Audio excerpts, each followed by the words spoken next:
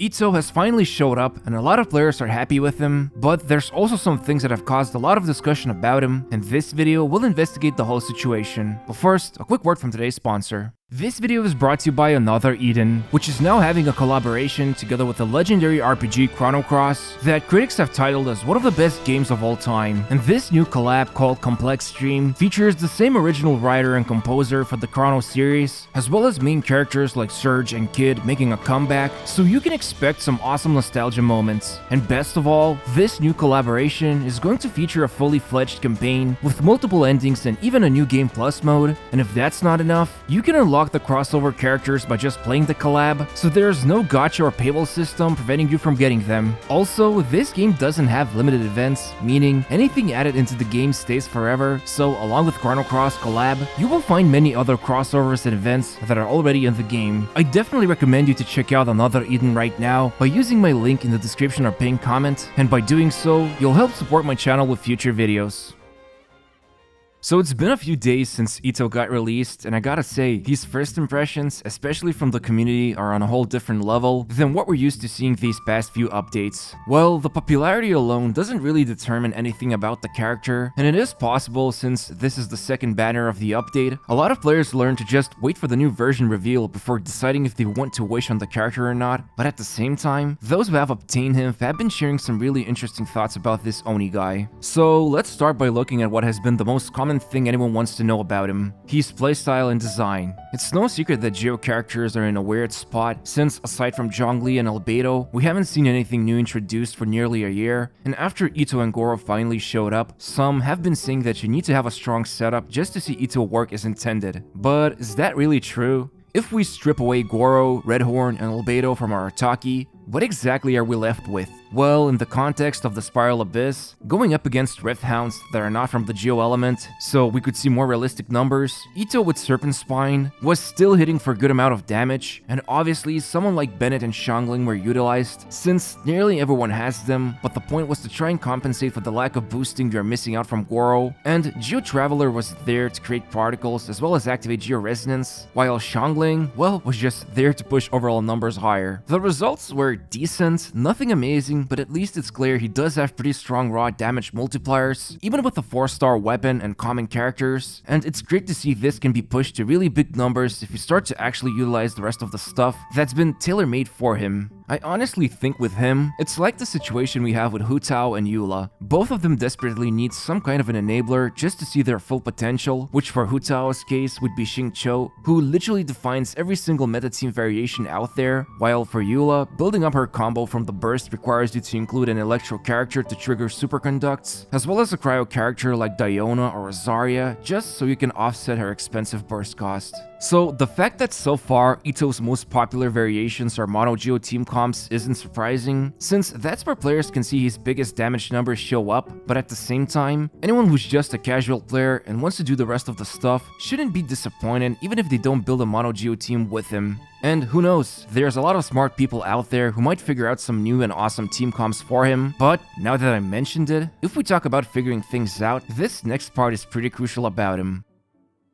I think MiHoYo are onto something when it comes to Itto's combo stacking design. You could just pop the burst and consume all of the stacks he has, then do a few more swings to repeat the slashing again and be content with the results. But there's actually so much more to his normal attack combos that a lot of players who want to maximize his effective damage are still coming up with new and exciting rotations for him. And this is great. For anyone who just wants to play the game casually, they can just hold the button and see Itto go to town on his enemies, while those who wish to perfect his playstyle have the time to do so by learning optimal combos. Also, let's not forget, you can weave in his elemental skill or dash into the normal attacks you're doing, and you can still resume them, giving you plenty of room to build the stacks with more ease. And it's honestly something that would have been great to see on Yoimiya, because most of her damage lies in her last few normal attacks, and the moment you dash, you need to start with her first normal attack multiplier again, which isn't the biggest deal breaker, but it sure would have been nice if MiHoYo did the same thing for her as they did for Itto. So from the perspective of waving around his claymore, it's designed in a great way to appeal to every type of player, and it's gotta be one of his best selling points because the majority of your time will be spent just attacking with him, so having that tight combo design implemented for Itto is an absolute win. Speaking of which, winning in Genshin isn't that hard when you have the strongest 6-star weapon, which is your credit card, so when we talk about his C0 potential compared to any other constellation, well, it's actually pretty balanced. And what I mean by this is that none of the constellations feel like they are mandatory if you want to enjoy playing him, because as previously mentioned, it's more about his team compositions that define him, and to add on top of this, the only insane power boost he gets is at final constellation with some crazy outcomes leading to 40 slashes, as one of the whales have shared a video on Bilibili, since there's 50% chance Itto won't consume the stack when he does the slash, and this could potentially go on for even longer thanks to this little thing called randomness. This upgrade is basically unnecessary for clearing the toughest content, and it's more like a luxurious power boost whales get to enjoy when playing with him, since they are coughing up around $1,500 on the average just to unlock everything Itto has to offer. And to be honest, this last constellation makes his whole combo stacking irrelevant, which to some might even be considered as a drawback. But the point is, Itto's design easily appeals to lots of different players, from casuals or free-to-play to the biggest whales, and because of this, his enjoyment factor is pretty much solidified, which is something we often forget about when we're busy evaluating the character's power level. Obviously, his playstyle might not appeal to everyone, but at least his combo design is as solid as a rock.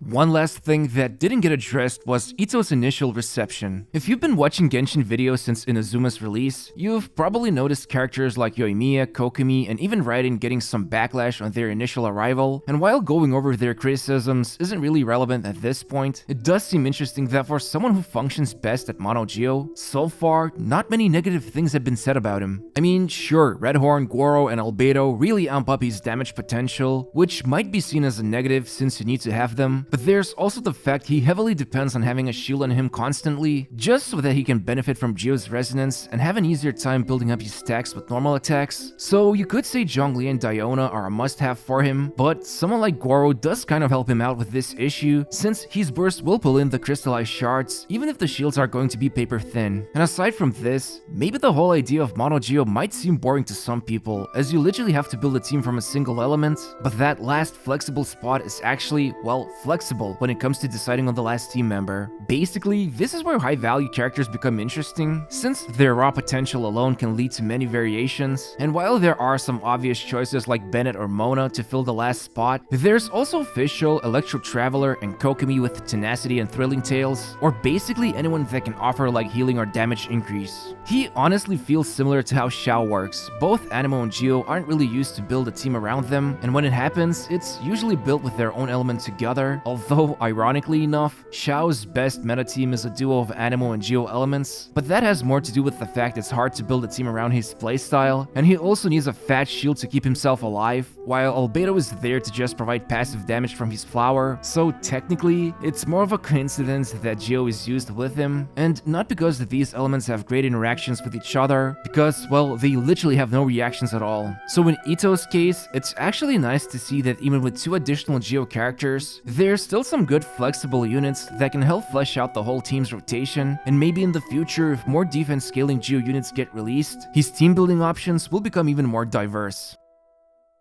It sometimes feels like Genshin has this never-ending rat race where every new character release goes through a cycle of massive hype, where a single image alone is enough to make it go trending, but then as time goes on, once the release approaches, it's never clear what the reception is going to be like, because there's things like new characters that get revealed in between, and in Itto's case, the next version livestream is around the corner, so Shenhe and potentially some highly anticipated rerun characters like Xiao could be already overshadowing Itto's release, and that's pretty crazy if you think about it. But overall, Itto, just like everyone else, has his own drawbacks, but the fact his damage can be amplified to pretty drastic numbers as long as he's in the right team is already a good sign, while the combos you can build with him are meaty enough that someone can spend their time figuring them out, and not to mention the fact his constellations are pretty much made with an intention to reel in the whales, but at the same time, you're not really losing out on anything if he has none of the constellations. Anyway, I hope you enjoyed the video, and if you did, be sure to leave a like or subscribe to my channel. Thanks for watching, and see you next time.